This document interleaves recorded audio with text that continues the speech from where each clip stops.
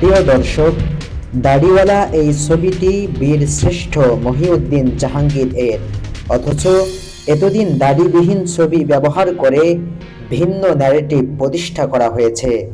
মুক্তিযোদ্ধাদের তালিকায় দাড়িবিহীন ছবি প্রকাশ করে বোঝানো হয়েছে মুক্তিযোদ্ধারা দাড়িবিহীন হয়ে থাকে।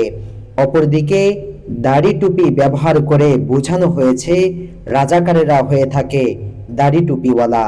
এরই সূত্র ধরে ঢাবির জগন্নাথ হল ছাত্রদলের সিনিয়র যুগ্ম আহ্বায়ক নিত্যানন্দ পাল কর্তৃক দাড়ি টুপি নিয়ে ব্যঙ্গাত্মক কার্টুন আকার নিউজ পাওয়া গিয়েছে। এদেশের সিংহভাগ মানুষই যখন ধার্মিক হিসেবে দাড়ি টুপিকে ভালোবাসে, কাজেই মুক্তিযুদ্ধের চেতনার নামে এ ধরনের ষড়যন্ত্রমূলক কাজ করে আওয়ামী লীগের মতো এদেশে গৃহযুদ্ধ লাগানোর পায়তারা শুরু করেছে। প্রিয় দর্শক, জানা গিয়েছে ওসমান হাদির উপর হামলাকারীর দুই আইনজীবী বিএনপি পন্থী। ওসমান হাদির আক্রমণকারীদের একজন ফয়সাল করিম মাসুদ ওরফে দাউদ খান গত 8 নভেম্বর 2024 ঢাকার আদাবরে স্কুলে ঢুকে অস্ত্রের মুখে 17 লক্ষ টাকা লুটের ঘটনায় গ্রেফতার হয়েছিল।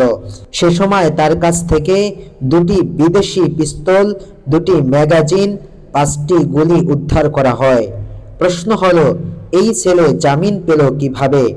এটা খুঁজতে গিয়েই বেরিয়ে আসলো চাঞ্চল্যকর তথ্য।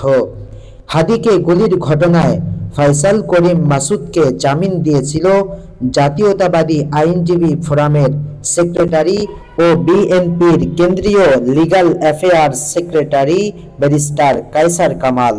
তাহলে কি ঢাকা 8 আসনে বিএনপির প্রার্থী মির্জা আব্বাস তার প্রতিপক্ষ হাদিকে শেষ করে দিতেই কায়সার কামালের মাধ্যমে খুনি ফয়সালকে মুক্তি দিয়েছিল, নাকি সে নিজে থেকেই কোনো অর্থের লোভে মুক্তি দিয়েছে? বিষয়টির মাঝে রয়েছে ঘোর সন্দেহ। এদিকে সরকারের ব্যর্থতা নিয়ে আলোচনা করতে গিয়ে জুলাই যোদ্ধা ফাইয়াজ ইফতি লিখেন, একটা মানুষরে গুলি করা হয়েছে, জীবন মৃত্যুর সন্ধিক্ষণে আছে। প্রধান উপদেষ্টা রিলস বানায় আপলোড দেয়। স্বরাষ্ট্র উপদেষ্টা অপরাধীকে ধরতে পুরস্কার ঘোষণা করে। আরেক প্রতিমন্ত্রী হেলমেটে ছবি এঁকে স্কাই ডাইভিং করে। অন্যদিকে গুলি কইরা সন্ত্রাসী নাকি বর্ডার ক্রস কইরা ফেলেছে।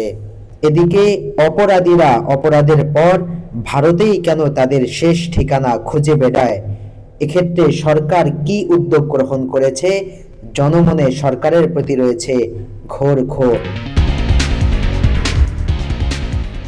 এদিকে পুলিশ বলছে ওসমান হাদির উপর হামলাকারী মূল আসামি এখনো দেশের মাঝেই আছে, কিন্তু তারপরেও মূল আসামিকে পুলিশ কেনই বা গ্রেফতার করতে পারেনি, এ নিয়ে জনগণের মাঝে রয়েছে অনেক ধরনের প্রশ্ন।